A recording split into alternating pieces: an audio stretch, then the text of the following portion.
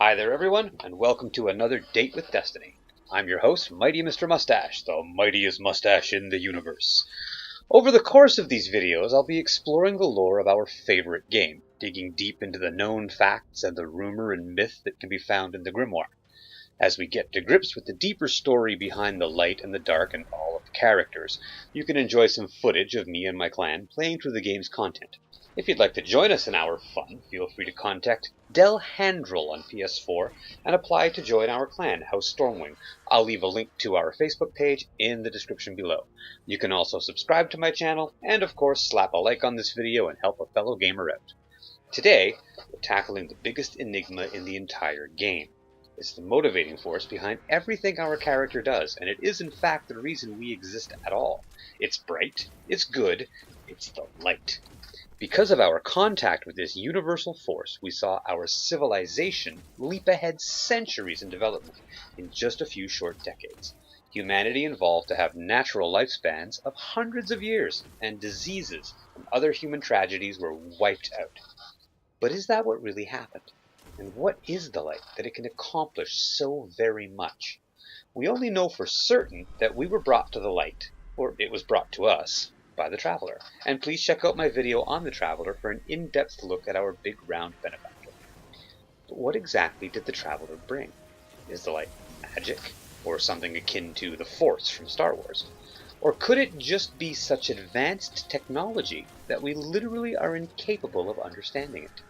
There's an old cliche that says that any sufficiently advanced technology is indistinguishable from magic. And whatever the Traveler and its so-called light might be, it is certainly millennia ahead of anything that humanity was capable of creating, or even truly processing as a theory. In my video on the beginnings of the story, I mentioned a theory that the light and the dark might literally be those two things. They might just be the electromagnetic spectrum in opposition to the dark matter and dark energy that our science is just now starting to study and understand. We've only really understood the EM spectrum for a century or so, and already we have revolutionized our concepts of imaging our world and ourselves. We study the universe with sensors that detect greater and greater amounts of that spectrum, and all within 100 or 200 years. Imagine then what a being like the Traveler, or the great civilization that spawned it, must have accomplished with potentially millions of years to advance their understanding of just what light truly is. Perhaps that is what drew the Traveler to us in the first place. Our early and feeble fumblings with lasers and radar, our mass arrays of radio telescopes desperately looking out into space for proof we were not alone. We were on the verge of truly understanding some great things about the light when a scout arrived close enough to see what was happening and decided to help us along.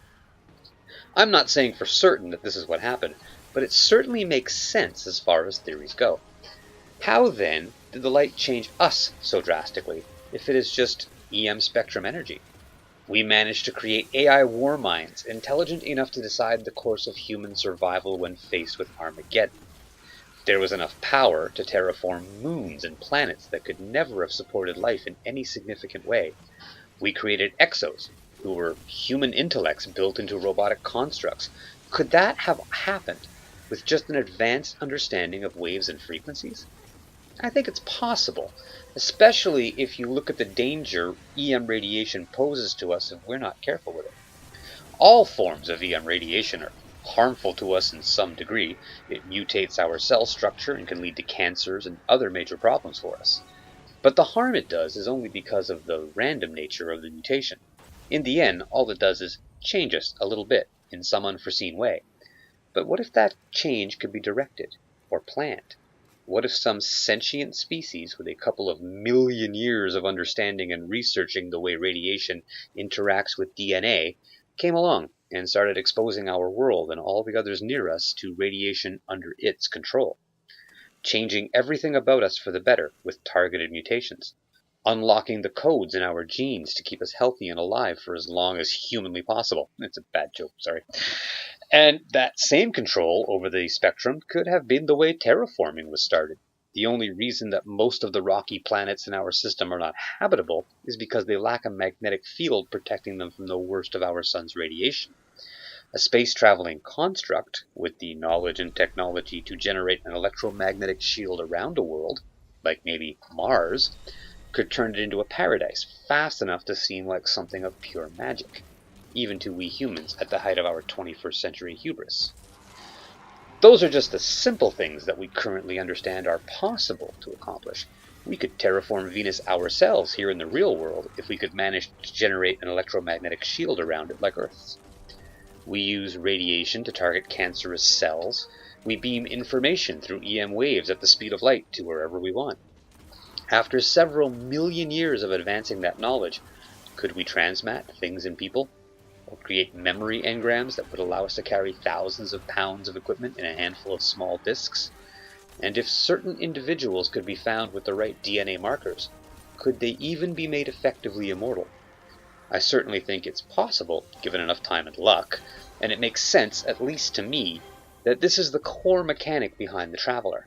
Even the idea of the ghosts, AIs that are so advanced as to be almost human in their sentience, could be the result of a near-perfect understanding of how brain waves determine sentience, and how EM radiation can mimic those waves to a near perfection.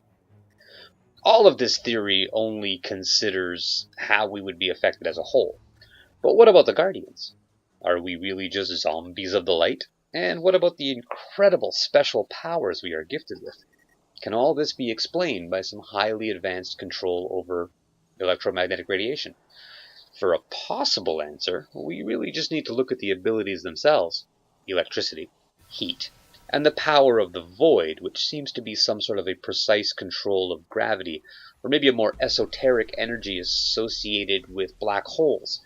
We're starting to understand here in the real world that the laws of physics tend to break down past the event horizon of a black hole and change in ways that we're not really sure we understand. That could have something to do with it. Something so high on the EM spectrum that we can only theorize about its existence. With everything we now understand about this type of energy, and the technology we have built to detect and study it, would it be such a stretch to think that the Traveler could literally detect something in the DNA of living beings that would allow it to unlock our potential for channeling the energy all around us? So is that what the light is? The answer is a definite maybe. Honestly, we don't know. The game hasn't told us, the Grimoire hasn't told us, it's hinted at a few things, and it's really up to us to try and figure it out for ourselves. It could be anything from actual medieval fantasy magic to the hand of a divine and glorious creator. But if you consider that the game is a sci-fi adventure that touches on so many technological developments, the theory that I have at least makes some sense. You're always free to agree or disagree as you like, and please tell me your thoughts in the comments below. I'll leave an answer if you express yourself politely. This may be only a game, and we may be having a total nerd fest here, but thanks for listening and being part of the fun. I've been your host, Mighty Mr. Mustache, the mightiest mustache in the universe, and I'll see you on the next Date with Destiny.